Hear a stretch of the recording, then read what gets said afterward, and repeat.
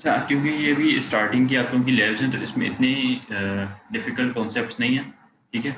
इसमें ये बस बेसिक बेसिक कॉन्सेप्ट्स हैं, इनको अगर आप अच्छी तरीके से समझ लेंगे तो आगे चल के आपको ईज़ी हो जाएगा, आसानी हो जाएगी, ठीक है? अब हम ये क्या कर रहे हैं, यहाँ पर हमने एक ऐसा प्रोग्राम लिखना है, ठीक है? जो यूज़र से इनपुट ले, ठीक है? और उस इनपुट को किसी रजिस्टर में या किसी वेरिएबल में स्टोर करें और फिर उस वैल्यू को आउटपुट स्क्रीन पर दोबारा से शो करवा दें। तो ऐसा हमने एक प्रोग्राम बनाना है, ठीक है? ऐसा एक कोड लिखना है। उसके लिए हम क्या करेंगे, हमने अभी तक आपने देखा था कि हमने डॉट डेटा सेगमेंट का यूज़ नहीं किया था क्योंकि हम वेरिएबल्स क्रिएट नहीं कर रहे थे। अब हम वेरिएबल एक क्रिएट करते हैं माई मैसेज के नाम से, और उस माई मैसेज के अंदर हम क्या कर देते हैं, इसको हम बाइट टाइप का ले लेते हैं, ठीक है? आपको पता है कि हमने जब भी कोई वेरिएबल क्रिएट करते हैं तो उसकी डेटा टाइप क्या बताता है कि ये सबसे छोटे यानी कि 8 बिट्स का, ठीक है? 8 बिट का इसमें आप वैल्यू स्टोर कर सकते हैं। ये तो आप लोगों को अच्छी तरीके से पता है कि 8 बिट इक्वल्स टू 1 बाइट, ठीक है? फिर इस तरीके से आगे चलते जाएंगे आप। अच्छा, माई मैसेज हमने बाइट टाइप के ले लिया है, ठीक है? और उसके अंदर हम एक स्ट्रिंग स्टोर कर देते हैं, यहाँ हम लिख देते हैं। अच्छा, स्ट्रिंग अपने कभी भी लिखना है तो आपने ये डबल कोट्स का इस्तेमाल करना है। डबल कोट्स ओपनिंग और क्लोज के अंदर आपने लिखना है, ठीक है? अब मैं यहाँ लिख देता हूँ enter the first number. Sir repeat कर दें, बीच में आपकी आवाज़ चली गई थी। अच्छा, एक मिनट।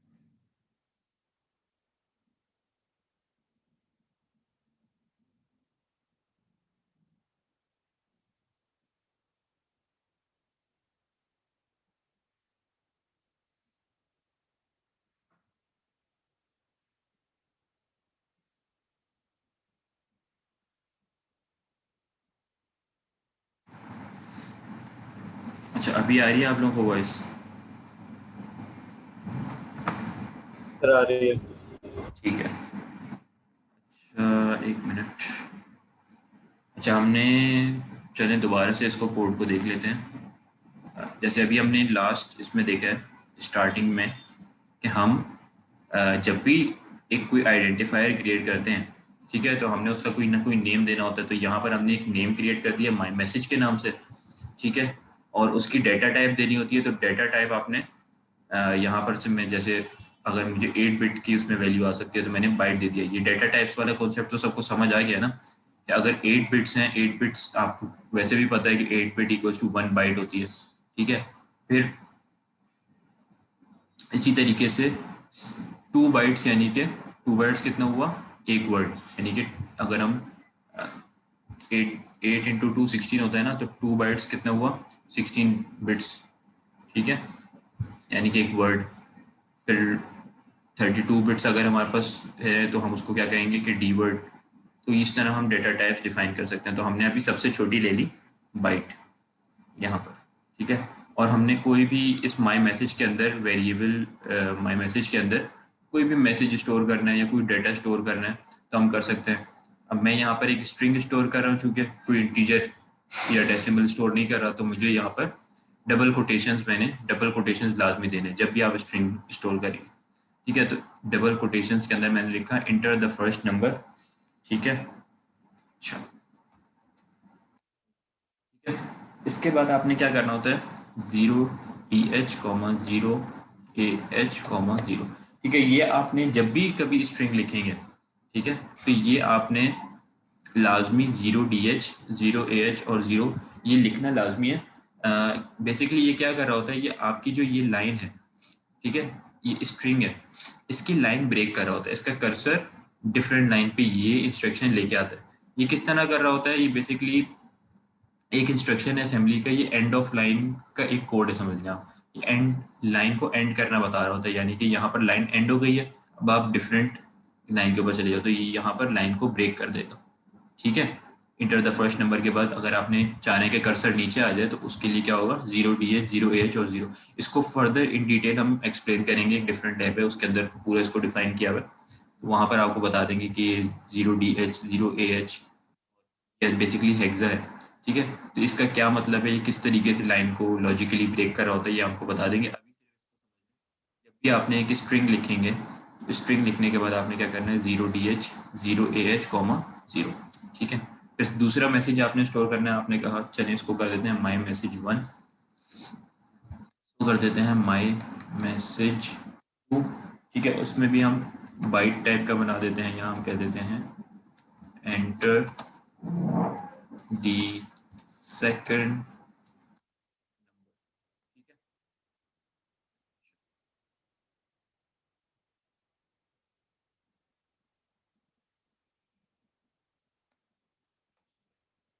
और यहाँ पर हमने जहाँ पर डबल कोटेशंस बंद होंगे वहाँ पर आपका ये स्ट्रिंग कंप्लीट हो गया। फिर आप कह दें 0DH, 0AH, 0, ठीक है। अच्छा, ये हो गया आपका डॉट डेटा सेगमेंट। अब आप आते हैं एग्जीक्यूटेबल कोड के ऊपर, यानी डॉट कोड सेगमेंट के ऊपर, ठीक है। अच्छा, करना हमने क्या था, यूजर से एक वैल्यू इनपुट लेनी थी और उसको स्टोर करके आउटपुट वापस शो करवाना था। तो हम क्या करेंगे, बेसिक प्रोग्राम है। अच्छा, डॉट कोड के अंदर आपको पता है मेन प्रोसीजर क्रिएट करना होता है, मेन PROC, प्रॉक क्या है, प्रोसीजर का शॉर्ट फॉर्म, मेन प्रॉक, ठीक है। उसके बाद आपने कहा मूव EDX, ऑफसेट माई, अच्छा अब देखिए EDX रजिस्टर के अंदर जब भी हम कोई भी स्ट्रिंग का इस्तेमाल करेंगे तो हम उसको कहाँ स्टोर करेंगे, EDX के अंदर। जैसे आपने देखा था EAX था, EBX था, ECX था और EDX था। तो जब भी EDX का बेसिकली मतलब मकसद ये होता है, वो ऐसा एक्यूमुलेटर, जैसे एक्यूमुलेटर वाला ही काम कर रहा होता है, यानी कि वैल्यू को इनपुट या आउटपुट कराने के लिए या वैल्यू को स्टोर कराने के लिए काम आ रहा होता है। तो यहाँ पर हम जब भी स्ट्रिंग वैल्यू को स्टोर करवाएंगे तो हमें हमेशा उसको EDX रजिस्टर के अंदर ही स्टोर कराना है, EAX, EBX, ECX के अंदर नहीं करवाना, ठीक है। तो हम बेसिकली जब भी हमने स्ट्रिंग स्टोर कराना है तो उसके लिए क्या इंस्ट्रक्शन लिखते हैं, move EDX, offset. Offset basically क्या है, ऑफसेट इसका एड्रेस है, ठीक है। यानी कि इन तमाम इस मेमोरी का एड्रेस को आप कहाँ स्टोर कर दो, EDX के अंदर, ठीक है। तो इस EDX के अंदर ये स्टोर कर देगा। तो आपने हमेशा जब भी कोई स्ट्रिंग को आपने यहाँ EDX के अंदर स्टोर करवाना है तो आपने लिखना है मूव EDX, ऑफसेट, यानी कि इस स्ट्रिंग का ऑफसेट कहाँ सेव कर दो, EDX में, ठीक है। और move EDX, offset my message 1, यानी कि माई मैसेज 1 के अंदर ये स्टोर्ड है ना, इंटर द नंबर, इसको कहाँ स्टोर कर दो, EDX में, सही है। अच्छा, और इसके बाद आप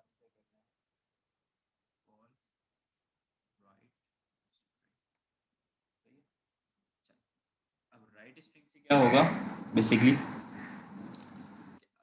ये चीज़ आपने हमेशा लाजमी याद रखनी है कि जब आपने एक वेरिएबल के अंदर क्या स्टोर करवा दिया एक स्ट्रिंग, अब आपने उसको आउटपुट के अंदर शो भी करवाना है।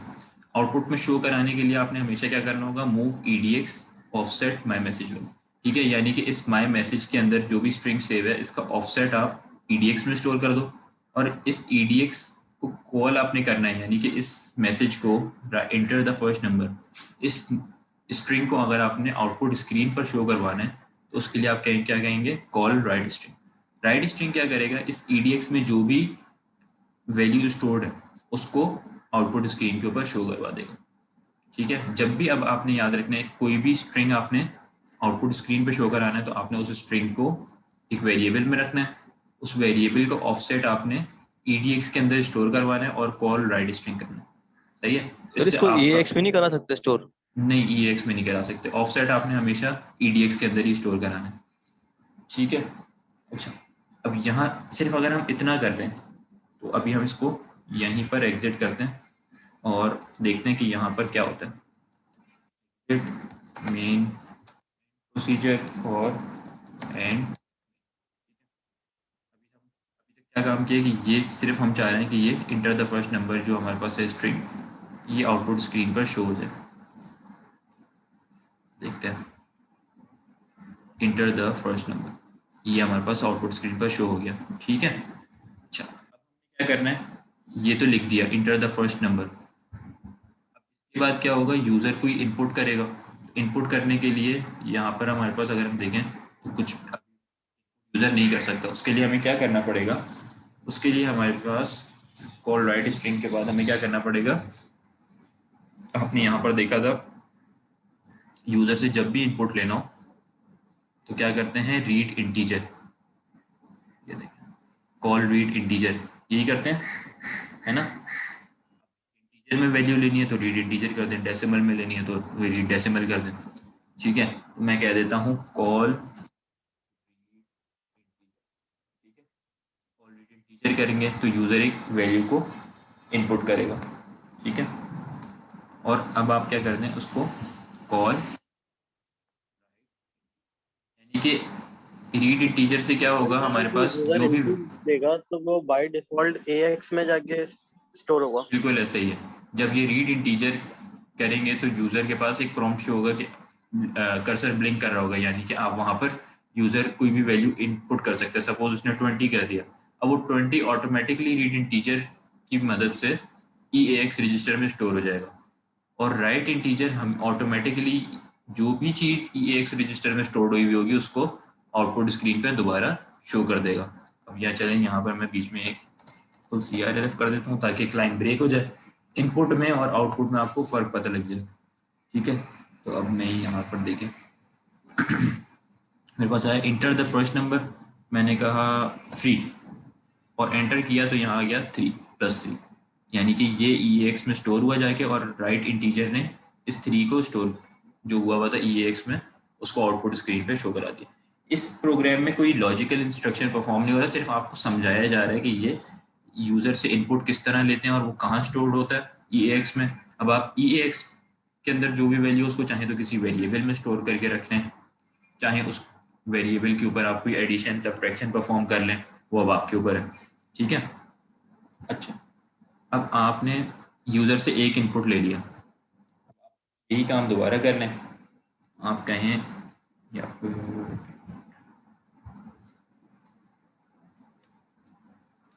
इसको कॉपी करें, ठीक है, और यहाँ पर इसको पेस्ट कर दें, यहाँ पर ऑफसेट माई मैसेज 2 कर दें, यानी कि क्या है, इंटर सेकंड नंबर। इसको भी राइट स्ट्रिंग करें, ठीक है। फिर रीड इंटीजर से क्या होगा, वो दोबारा से यूजर से इनपुट मांगेगा और उसको आप कॉल राइट इंटीजर कर दें, ठीक है। ये इंटर फर्स्ट नंबर 5 इंटर, उसके बाद ही अच्छा यहाँ पर लाइन ब्रेक होनी चाहिए थी, सॉरी, कॉल CRLF, ठीक है। Enter the first number 5 enter the second number 4। तो ये यूजर से हमने यहाँ पर इनपुट भी ले लिया और उसी को आउटपुट में भी शो करा दिया, ठीक है। हाँ, आप किस तरह वेरिएबल में स्टोर कर सकते हैं वो आप मूव के इंस्ट्रक्शन से कर लें, मूव और वेरिएबल का नेम और उसके अंदर उसके आगे रजिस्टर, ठीक है। इस तरह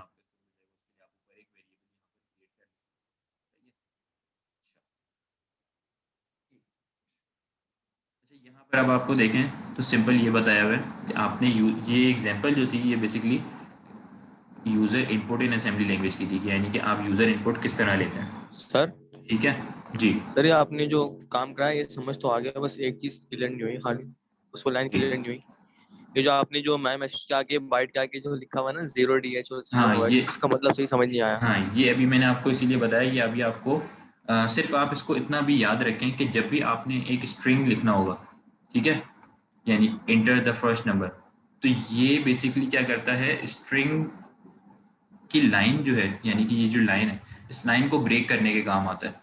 यानी कि ये अभी आपको ये इतनी अच्छी तरीके से समझ नहीं आएगा, अभी आप इसको सिर्फ इस चीज़ को याद रख लें कि आपने ये इंस्ट्रक्शन जब भी स्ट्रिंग स्टोर करेंगे, ठीक है, तो सर आपने अगर ये, बस खाली 0 भी लिख दें जब भी काम हो जाता है तो फिर 0 लिख हाँ देते वो खाली। नहीं, सिर्फ ज़ीरो से कुछ इस तरीके के सिचुएशन होती है जहाँ पर आपका ज़ीरो से भी काम हो जाता है, ठीक है। वो सिचुएशंस डिफरेंट है, वो आगे की लैब के अंदर आप थोड़ा सा वेट करें, आगे की लैब में आपको ये चीज़ एक्सप्लेन कर दी जाएगी कि किस किस मौके पे आपने 0AH और DH लिखना होता है और कब सिर्फ 0 लिखना होता है, ठीक है। अभी आप सिर्फ इसको इतना समझें कि आपने 0DH 0AH और कॉमा 0 लाजमी लिखना है। अगर जहाँ पर सिर्फ 0 लिखना है वहाँ पर भी अगर आप ये कंप्लीट लाइन लिख देंगे तो कोई फ़र्क नहीं पड़ेगा, ठीक है। तो अभी आप इसको सिर्फ इतना याद रखें कि जब भी स्ट्रिंग आपने लिखना हो, ठीक है, तो आपने इसको लाइन एंड करने या लाइन ब्रेक करने के लिए ये 0 DH, 0 AH, 0 लाजमी लिखना है। ठीक है, चलो ठीक है सर, थैंक यू सर। अच्छा ब्रेक, शाहरुख पूछ रहे हैं कि सर ब्रेक देंगे। यार ब्रेक आपको चाहिए क्या? मैं तो लैब आपकी तकरीबन वाइंड अप हो ही गई है, ये छोटी सी लैब थी, इतना इसमें ज़्यादा कुछ सर था एक नहीं। साथ ही करवा दें सब कुछ। हाँ, इसमें बेसिक बेसिक चीज़ें थी, हमने सिर्फ जो चीज़ें देखी हैं आज की लैब में, अगर हम उसको देख लें क्या चीज़ थी, तो हमने आइडेंटिफायर्स देखा है कि आइडेंटिफायर किस किस तरह के आप दे सकते हैं, उसके अंदर क्या क्या वर्ड्स यूज़ कर सकते हैं। ठीक है, उसकी कुछ एग्जांपल्स गिवन थी। आइडेंटिफायर क्या होता है आप लोगों को मेरे ख्याल से समझ आ गया होगा। ठीक है, एक वेरिएबल अगर आपने क्रिएट करना है किसी भी नाम से, तो उसको किसी भी आइडेंटिफायर से आप क्रिएट कर सकते हैं। उस डेटा टाइप, उस वेरिएबल की कोई ना कोई डेटा टाइप होगी, यानी कि उसमें एक लिमिट ऑफ आप लगा सकते हैं डेटा की, यानी कि उसमें 8 बिट का डेटा स्टोर्ड हो, 16 बिट का हो या 32 बिट का हो। आप चाह रहे हैं कि उसमें सिर्फ साइंड डेटा स्टोर्ड हो, यानी कि सिर्फ नेगेटिव और पॉजिटिव दोनों टाइप का डेटा स्टोर्ड हो, या फिर अनसाइंड हो यानी कि सिर्फ पॉजिटिव डेटा स्टोर्ड हो, तो आप उसकी डेटा टाइप एस बाइट दे दें या एस वर्ड दे दें या एस डी वर्ड दे दें, डिपेंडिंग ऑन द साइज। आप चाह रहे हैं 8 बिट का, तो बाइट और एस बाइट दे दें। 16 बिट की आप वेरिएबल क्रिएट करना चाह रहे हैं, तो आप उसकी डेटा टाइप वर्ड या एस वर्ड दे दें। 32 बिट चाह रहे हैं तो डी वर्ड या एस डी वर्ड इस्तेमाल आप कर सकते हैं। अब डेटा को देख के किस तरह पता लगता है कि ये डेटा आपका 8 बिट है या 16 है या 32 है, तो ये मैंने आपको लास्ट क्लास में निबल्स वाला कॉन्सेप्ट में चीज़ समझाई थी। जिस किसी को क्लियर नहीं है तो वो लास्ट लैब के अंदर जो ये कॉन्सेप्ट हमने जब पढ़ा था तो उसको देख ले, रिवाइज कर ले। फिर हमने डायरेक्टिव्स देखा कि डायरेक्टिव में और एक इंस्ट्रक्शन में क्या फ़र्क होता है, और इंस्ट्रक्शंस किस किस तरह के होते हैं वो तमाम हमने देखे। ठीक है, फिर निमोनिक्स कौन कौन से होते हैं आपकी जो असेंबली लैंग्वेज में यूज़ हो रहे होते हैं, उनके क्या मीनिंग्स होते हैं। ठीक है, और कमेंट्स करने का तरीका हमने इस लैब के अंदर देखा है कि सिंगल लाइन कमेंट करना हो तो आप सेमी कॉलन और आगे उसकी जो भी लाइन लिखेंगे वो सिंगल लाइन कमेंट कंसिडर हो जाएगी। मल्टी लाइन किस तरह होगी, अगर आप कमेंट और उसके आगे एक्सक्लेमेशन या फिर एंड परसेंट या क्वेश्चन मार्क लगा दें और मल्टीपल लाइंस उसके नीचे लिखी हुई हो, वो तमाम कमेंट्स हो जाएंगी। और एंड कहाँ पर होगा वो मल्टी लाइन कमेंट, जहाँ पर आपने एक्सक्लेमेशन या क्वेश्चन मार्क या फिर एंड परसेंट दोबारा लगाया। ठीक है, फिर हमने एक एग्जांपल की एडिंग 3 इंटीजर्स की। ठीक है, एडिंग एडिशन सब्ट्रैक्शन उसमें परफॉर्म हो रही थी, डंप रजिस्टर्स करके देखें। फिर हमने ये एक साइकिल देखी है किस तरीके से असेंबली लैंग्वेज का प्रोग्राम एग्जीक्यूट होता है। ठीक है, फिर हमने देखा है कि call, right integer, right binary, right decimal, किस तरह से आप अपने कंसोल स्क्रीन के ऊपर, आउटपुट स्क्रीन के ऊपर राइट करवा सकते हैं कोई भी वैल्यू को EAX रजिस्टर का यूज़ करते हुए, और किस तरीके से यूज़र से इनपुट ले सकते हैं वैल्यू को EAX रजिस्टर का यूज़ करते हैं। इसके बाद अच्छा चलिए एक एग्जांपल मैं आप लोगों को और करवा देता हूँ। ठीक है, एक एग्जांपल मैं आपको करा देता हूँ, सपोज करें, ताकि आपका लैब जो असाइनमेंट है वो भी इजीली हो जाए। ठीक है, चलिए एक एग्जांपल सपोज करें आपके पास, मैं यहाँ पर लिख देता हूँ, एक मिनट, इसको हम रिमूव कर देते हैं।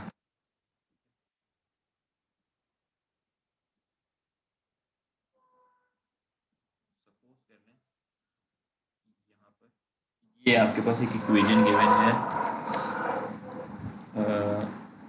ए, चलिए इसको गिवन, ये तो आप कर देंगे। अच्छा, एक स्टूडेंट ने पूछा था स्क्वायर किस तरह करते हैं, एक क्यूब किस तरह करते हैं, तो चलिए स्क्वायर वाली देख लेते हैं। अगर आपके पास ए स्क्वायर हो, ठीक है, यानी आपके पास वो ए स्क्वायर, ठीक है, ए का स्क्वायर करना है तो आप किस तरह करेंगे, यानी कि एक यूज़र से आपने वैल्यू इनपुट लेनी है और उसको स्टोर करना है ए वेरिएबल के अंदर, और उसके बाद उसका स्क्वायर करना है और स्क्वायर करके उसका आउटपुट आपने शो करना है। तो ये आप किस तरह करेंगे, तो अभी हम देख लेते हैं किस तरह करेंगे। ठीक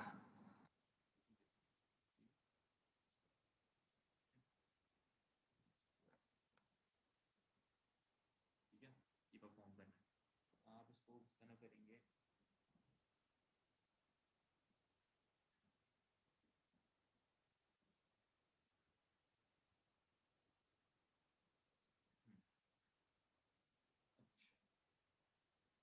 आप यहाँ पर देंगे डॉट डाटा के अंदर आप सपोज एक वेरिएबल क्रिएट कर दें माई मैसेज। सब इसको ध्यान से देख लें ताकि ये आपका जो है ना लैब जो टास्क है उसके अंदर आप लोगों को हेल्प कर रहा होगा। ठीक है, आपने कहा माई मैसेज 1, ठीक है, और इसको आपने दे दिया बाइट टाइप का, और आपने यहाँ पर लिख दिया एंटर, यूज़र से वैल्यू इंटर लेनी है ना, ए के अंदर जो भी वैल्यू है वो आपने यूज़र से लेनी है। आपने कहा एंटर अ वैल्यू, ठीक है, और आगे आपने इस लाइन को ब्रेक कर दिया 0DH, 0AH, 0। ठीक है, फिर आपने एक दूसरा मैसेज क्रिएट किया माई, ज़रूरी नहीं है कि आप मैसेज दें, डायरेक्ट भी इनपुट ले सकते हैं, मैं दे रहा हूँ। ठीक है, माई मैसेज 2 बाइट, और इसमें आपने कहा अच्छा इसमें एंटर नहीं, इसके अंदर हमने डायरेक्ट ये जो वैल्यू ए में आई होगी इसका हमने स्क्वायर दिखाना है तो हम कह देंगे स्क्वायर फॉलो। ठीक है, 0DH, 0AH, 0। ठीक है, ये हो गया हमारा डेटा सेगमेंट। सेगमेंट में आने के बाद हम क्या करेंगे, पहले तो हमने ये इसको आउटपुट में कराना है, शो के एंटर अ वैल्यू, यूजर से वैल्यू इनपुट लेनी है, तो हम क्या करेंगे move EDX, offset my message 1। ठीक है, इसमें कोई भी चीज़ आपको समझ ना आ रही हो तो आप उसी वक्त पूछ लीजिएगा। ठीक है, आपने कहा ऑफसेट माई मैसेज 1, यानी कि इस माई मैसेज 1 में क्या स्टोर्ड है, एंटर अ वैल्यू। इसको कहाँ पर आप स्टोर कर दें, EDX में इसका ऑफसेट स्टोर कर दें ताकि हम उसको आउटपुट स्क्रीन पर शो करा सकें। कैसे करेंगे, कॉल, सर ये इसका कॉन्सेप्ट बता सकते हैं कि खाली EDX में क्यों शो कराते हैं स्ट्रिंग वैल्यू? बेसिकली EDX आपके ऑफसेट जो होता है ना, यानी मैसेज का ऑफसेट, यानी मैसेज का जो मेमोरी एड्रेस है उसको स्टोर करने के काम आता है। और EDX की ही बेसिकली ये असेंबली लैंग्वेज में फंक्शनैलिटी बनी हुई है कि वो एड्रेसेस को स्टोर कर सकता है। ठीक है, इसलिए आप EDX को इस्तेमाल कर रहे होते हैं। जब भी आप स्ट्रिंग का इस्तेमाल करेंगे तो आपने स्ट्रिंग का जो है ना एक तरीके से एड्रेस, यानी कि उसका ऑफसेट एड्रेस, बेसिकली मैं इसको कह रहा हूँ लेकिन मिस बेसिकली सर मैं बता देता हूँ आपको, एक मिनट। एड्रेस जी मैं जी इसको कह रहा हूँ काफ़ी देर से, मुझसे भी गलती हो रही है। बेसिकली एड्रेस भी नहीं, एक तरीके की इस ये जो स्ट्रिंग है आपकी, इस स्ट्रिंग की जो है ना लेंथ, ये लेंथ एक तरीके से आपको सेव करा रहा होता है इस EDX में। ठीक है, यानी कि ये मैसेज और उसकी length, move EDX, offset message 1, यानी कि ये एड्रेस जहाँ से स्टार्ट हो रहा है और जहाँ पर एंड हो रहा है, उन दोनों एड्रेसेस के अंदर जहाँ एंड हो रहा है एड्रेस, उस एड्रेस में से स्टार्टिंग एड्रेस को जब आप माइनस करेंगे तो आपके पास क्या निकल के आता है, ऑफसेट। ठीक है, उस ऑफ जब भी आपने स्ट्रिंग शो करवाना होता है तो ये बेसिकली असेंबली लैंग्वेज की फंक्शनैलिटी है कि आपने उसका मैसेज भी देना होता है और उसकी लेंथ, यानी कि उसका ये डिस्टेंस, जो डिस्टेंस बन रहा है, यानी इसका एक address, ending address minus starting address, ये चीज़ निकलती है ऑफसेट के अंदर ऑटोमेटिकली। ऑफसेट आपका ऑटोमेटिकली इसको फाइंड आउट कर लेते हैं और उसको स्टोर कर देते हैं ऑफसेट के अंदर। बेसिकली आपने सिर्फ ऑफसेट लिखना होता है, ये जो मैं आपको बात बता रहा हूँ ये ऑटोमेटिकली पीछे परफॉर्म हो रही होती है, और एक तरीके से इसका डिस्टेंस या इसकी लेंथ कैलकुलेट होके आपके पास यहाँ पर आ रही होती है। ठीक है, तो जब भी आपने स्ट्रिंग देना होता है तो आप माई मैसेज और उसका ऑफसेट, ये दोनों चीज़ें EDX में स्टोर करते हैं। सही है, अच्छा तो अब हम क्या करेंगे, कॉल जी सर राइट, ठीक है। Call right string. ठीक है, कॉल राइट स्ट्रिंग करेंगे तो उससे क्या होगा कि ये मैसेज प्रिंट हो जाएगा। प्रिंट होगा, क्या प्रिंट होगा, एंटर अ वैल्यू। अब आपने यूजर से इनपुट भी लेना है, आप क्या करेंगे, कॉल रीड इंटीजर। ठीक है, रीड इंटीजर से वो एक वैल्यू लेगा और उसको स्टोर कर देगा EAX रजिस्टर में। ठीक है, अब उसका आपने स्क्वायर करना है तो अब आप क्या करेंगे, पहले ये स्क्वायर जो ये स्ट्रिंग है इसको भी शो करवा दें, स्क्वायर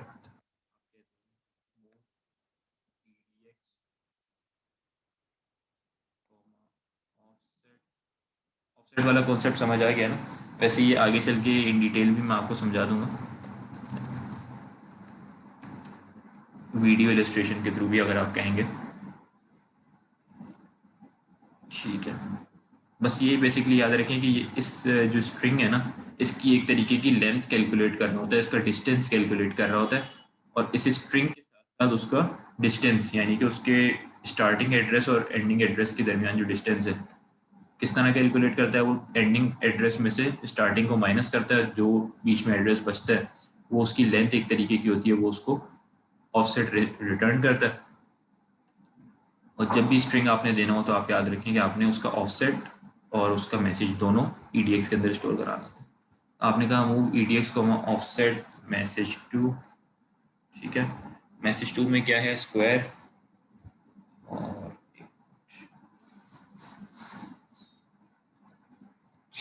आपने यहाँ पर कह दिया कॉल राइट स्ट्रिंग, ठीक है। अच्छा, अब ये एंटर अ वैल्यू प्रिंट हुआ, रीड इंटीजर से इनपुट लिया, सपोज यूजर ने 5 दे दिया, ठीक है। फिर आपने कहा 5 का स्क्वायर करना है तो आपने यहाँ पर स्क्वायर शो कराया, और उसके बाद असल उसका स्क्वायर किस तरह करेंगे, आप कहेंगे मूव, यानी स्क्वायर बेसिकली होता क्या है, स्क्वायर आपको ये लॉजिकली समझने कि स्क्वायर होता है क्या, कि 5 का स्क्वायर क्या होता है हमारे पास जी, 5 का स्क्वायर क्या होता है, 25 होता है सर। ठीक है। 25 होता है, इसका मतलब 5 मल्टीप्लाई बाय 5 यानी a मल्टीप्लाई बाय a, ठीक है, यानी EAX मल्टीप्लाई बाय EAX, सही है। ऐसे ही अगर मैं यहाँ पर कह देता हूँ मूव a कॉमा EAX, ठीक है, a मैंने लिया नहीं है यहाँ पर, मैं यहाँ पर एक a ले लेता हूँ वेरिएबल, या उसको आप कुछ भी कह लें, कीवर्ड क्या होता है हमारे पास, डी वर्ड होता है हमारे पास 32 बिट। अच्छा, ये डी वर्ड मैं क्यों ले रहा हूँ इसको, कि कोई मुझे बता सकता है मैं डी वर्ड क्यों ले रहा हूँ। ए को, ए में बेसिकली मैं बता देता हूँ आपको एक बात, ए में मैं क्या स्टोर करूँगा, ए के अंदर जो भी यूज़र वैल्यू देगा, यानी यूज़र ने EAX में कोई भी वैल्यू दी, सपोज 50 दी है या 60 दी है, तो उसको मैं स्टोर करूँगा ए के अंदर, ठीक है, उसको मैं कॉपी कर दूंगा ए में, सही है। मुझे ए स्क्वायर करना है, चलो मैं ए ले लूँ, बी ले लूँ, सी ले लूँ, तो ये अगर मैंने ए लिया तो मैंने इसको डी वर्ड टाइप का क्यों लिया, कोई मुझे बता सकता है। सर तक ये स्ट्रिंग में रहे। नहीं, ये वाली बात थोड़ा सा आपने ध्यान लगाना है, ये मैंने आपको फर्स्ट लैब में भी और सेकंड लैब, बल्कि सेकंड लैब के अंदर मैंने आपको लास्ट लैब जो हुई थी उसके अंदर ये चीज़ समझाई थी। छोटी सी बात है, जब भी आप मूव कंस्ट्रक्शन परफॉर्म करेंगे या ऐड कंस्ट्रक्शन परफॉर्म करेंगे या सब्ट्रैक्ट का परफॉर्म करेंगे या डिवीजन परफॉर्म करेंगे, तो सोर्स और ऑपरेंड, सोर्स और ऑपरेंड हमने देखा था ना, सोर्स और ऑपरेंड का साइज होना चाहिए सेम, सही है। तो EAX रजिस्टर जो हमारे पास है वो कितने बिट की वैल्यू स्टोर करता है, 32 बिट। AX कितना करता है, 16। AHEL कितना करता है, 8।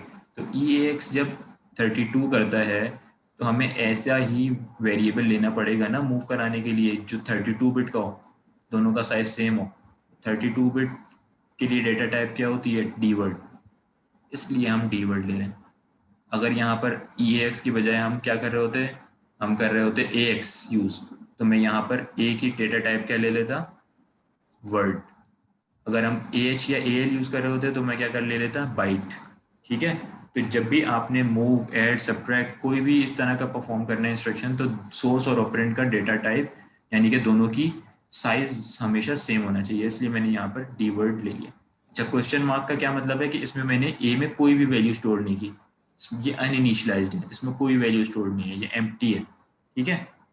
एम्प्टी अगर सर आपने इसको रखना शॉर्ट है, वर्ड्स में रिपीट कर देगा, ये समझ नहीं आया कि आपने डी वर्ड क्यों लिया। अच्छा कीवर्ड क्यों लिया, ये लास्ट टाइम मैंने चीज़ समझाई थी कि मैं अगर मूव का इंस्ट्रक्शन परफॉर्म कर रहा हूँ, मैंने कहा मूव, और मेरे पास सपोज कर लें EAX के अंदर एक वैल्यू है 50, EBX के अंदर वैल्यू है 60, ठीक है। अच्छा, और AX के अंदर वैल्यू है 20, ठीक है, और AH के अंदर वैल्यू है 10 या 20, ठीक है। अब क्या करना है, मैं कह देता हूँ मूव ECX, EAX, ठीक है। तो ये चीज़ परफॉर्म हो जाएगी, यानी कि ECX के अंदर मैं क्या चीज़ स्टोर करा दूं, EAX, यानी ECX भी 32 बिट है, EAX भी 32 बिट है, और ECX में क्या चीज़ स्टोर हो जाएगी, 50। दोनों 32 बिट के रजिस्टर्स हैं। लेकिन अगर मैं कहूँ यहाँ पर AH या फिर AX कॉमा EX, यानी कि EAX के अंदर क्या है, 50 वैल्यू तो ये छोटी है, लेकिन ये रजिस्टर क्या है, 32 बिट, और ये रजिस्टर है 16 बिट। तो जब दोनों का साइज डिफरेंट होगा तो ये ऑपरेशन परफॉर्म नहीं होगा। अब सपोज ऐड परफॉर्म कर रहा हूँ, ऐड, ठीक है, मैं EBX कॉमा EAX करूँगा तो ये परफॉर्म हो जाएगा, यानी कि 50 प्लस 60 ये परफॉर्म हो जाएगा। लेकिन अगर मैं यहाँ पर AX कॉमा EAX करूँगा, यानी कि 20 प्लस 50, तो ये परफॉर्म नहीं होगा। क्यों? क्योंकि इस रजिस्टर की डेटा, इस रजिस्टर का साइज है 32 बिट और इस रजिस्टर का साइज है 16 बिट। तो सॉरी, सर आपने दोनों की बिट्स बराबर कर दी है डीवर्ट लेकर। हाँ बिल्कुल। ठीक है तो ठीक है सर। आपको उनका साइज हमेशा सेम रखना है जब भी आप कोई भी ऐसा ऑपरेशन ऐड, सब्ट्रैक्ट,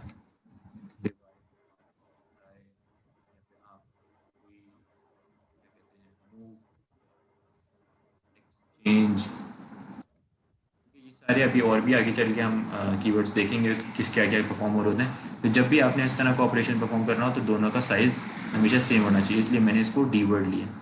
ठीक है, अब मैं क्या करूँगा, EAX के अंदर जो भी वैल्यू यूज़र ने दी है उसको मैंने ए के अंदर स्टोर कर दिया। ए के अंदर अभी कुछ भी नहीं था, ये अनइनिशियलाइज था। ये क्वेश्चन मार्क ये बता रहा है कि ये एक अनइनिशियलाइज है, लेकिन इसमें आप कितनी स्टोर कर सकते हैं वैल्यू, 32 बिट। अच्छा, मुझे सिर्फ स्क्वायर करना है। ठीक है, तो अब मैं क्या करूँगा, स्क्वायर का क्या मतलब है, a मल्टीप्लाई बाई ए या 5 मल्टीप्लाई बाई 5। ठीक है, यानी कि मल्टीप्लाई हो रहा होता है। ठीक है, अच्छा, अब यहाँ पर देखा जाए तो जब, क्योंकि अगर यूज़र से वैल्यू आ रही है तो यूज़र से तो वैल्यू नेगेटिव भी आ सकती है और पॉजिटिव भी आ सकती है। तो जब नेगेटिव पॉजिटिव दोनों आने की प्रोबेबिलिटी है तो हम साइंड मल्टीप्लिकेशन करेंगे या अनसाइंड करेंगे, हम लाजमी साइंड करेंगे। तो साइंड के लिए हम क्या करते हैं, आईमल। ठीक है, आईमल। अच्छा, और ये भी मैंने आपको बताया था, मल्टीप्लाई से पहले आपने क्या करना होता है, सब। ठीक है, आपने कहा आईमल EAX वो कॉमा ए। डिवाइड था ठीक है माइनस वाला। जी, वो आपने सर की ना सब EDX कॉमेडी फिर डिवाइड का बताया था आपने, डिवाइड में करना होता है। वैसे ये तो डिवाइड में करना होता है।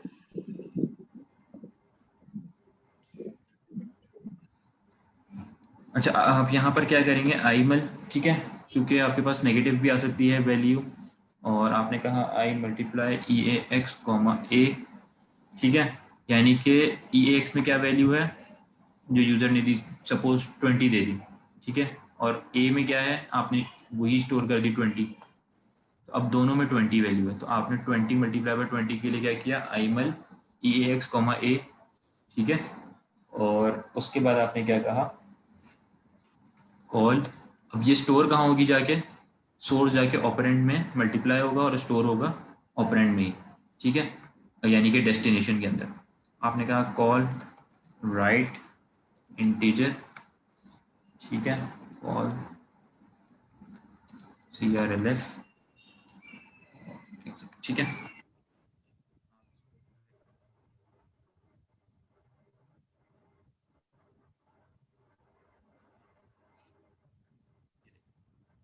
ठीक है, आपने दिया 5, इसका इसका स्क्वायर दे दिया 25। आप दे दें यहाँ पर सपोज 3, इसका स्क्वायर इसने दे दिया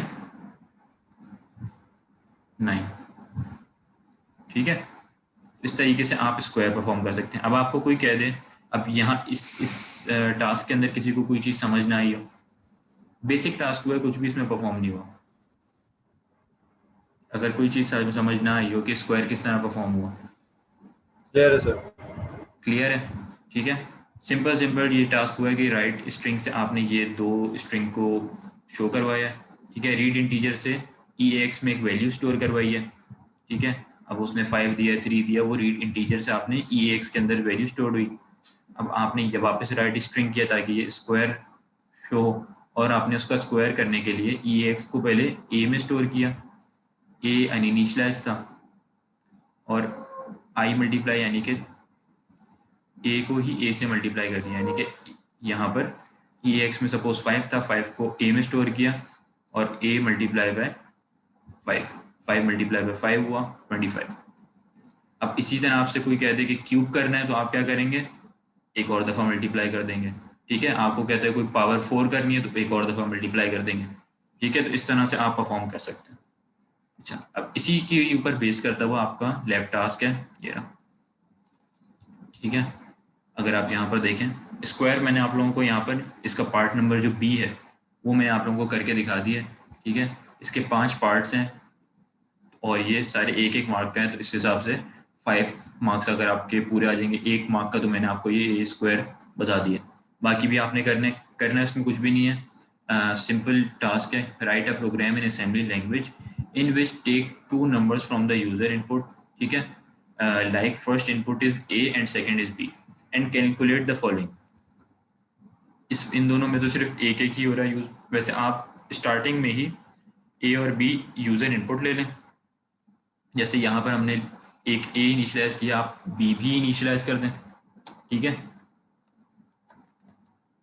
और एक्स आप पहले रीड इंटीजर करके एक वैल्यू लें, उसको कहाँ स्टोर कर दें, move A comma E X में, फिर रीड इंटीजर करें, दूसरी वैल्यू है उसको move B comma E X करें, दोनों स्टोर हो गई ए और बी के अंदर। अब उन ए और बी के ऊपर आपने क्या क्या परफॉर्म करना है, ए प्लस बी, ए माइनस बी और उनके दरमियान माइनस, और ए स्क्वायर अभी हमने कर लिया, बी क्यूब ये आप आसानी से कर लेंगे, ठीक है। आपने वही ए वाले ही काम करना है और बस मल्टीप्लाई एक दफ़ा और कर देना, फिर ए स्क्वायर प्लस बी स्क्वायर, ए क्यूब प्लस बी क्यूब। तो मेरे ख्याल से लास्ट जिस तरह से मैंने देखा आप लोगों ने सब ने मोस्टली जो है ये मल्टीप्लाई डिवाइड वाले परफॉर्म सही कर लिए थे, तो मेरे हिसाब से ए स्क्वायर बी स्क्वायर ये तमाम भी आप परफॉर्म कर लेंगे, इतना कुछ इसमें डिफिकल्ट है नहीं। पहले डिफिकल्ट आता, लेकिन आपको मैंने यहाँ पर करके बता दिया कि आपने लॉजिकली किस तरह करना है, ठीक है। तो बस ये आपका टास्क है। जी सर, और वो फर्स्ट टाइम अटेम्प्ट करने में थोड़ा टाइम लगा था, बस हाँ, इंशाल्लाह इस कोई बार इशू हो नहीं, जाएगा इसीलिए जल्दी। मैंने आप लोगों को ये एग्जाम्पल करके दिखा दी कि दूसरी कोई एग्जाम्पल करने से बेहतर है कि मैं लैब एग्जाम की ये लैब टास्क की एक एग्जाम्पल आपको करके दिखा दूँ, ठीक है। और बाकी कोई और क्यूरी हो या कोई चीज़ समझ ना आई हो तो फिर आप लोग इसको पूछ लीजिएगा। बाकी हमने ब्रेक इसीलिए नहीं दिया ताकि इसको हम जल्दी ही वाइंड अप कर लें। स्टार्टिंग की लैब्स हैं तो उसमें आगे इतना नहीं है, लेकिन आगे चल के लैब्स ऐसी आएंगी कि जिसमें आपके पूरे 3 आवर्स की लैब में से 2.5 घंटे तो आपकी लैब हो रही होगी, ठीक है। तो इन छोटे मोटे कॉन्सेप्ट्स को थोड़ा पक्का कर लें। और अगर कोई लेट ज्वाइन हुए हैं स्टूडेंट तो वो अपना आईडी और नेम चैट के अंदर लिख दें, बाकी जिनकी अटेंडेंस मार्क हो गई थी वो ना लिखें, ठीक है। सर बस एक छोटी सी रिक्वेस्ट है, वो थोड़ा लेट टास्क सबमिट कराया था, तो अगर आप उसके मार्क्स अपलोड कर दें।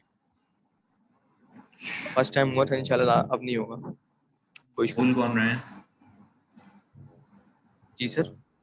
कौन बोल रहे हैं, नेम तो बता दें। सर मैं ओवैस इकबाल, ओवैस चलें अभी आपसे मैंने देखते हैं, इसको देखते हैं।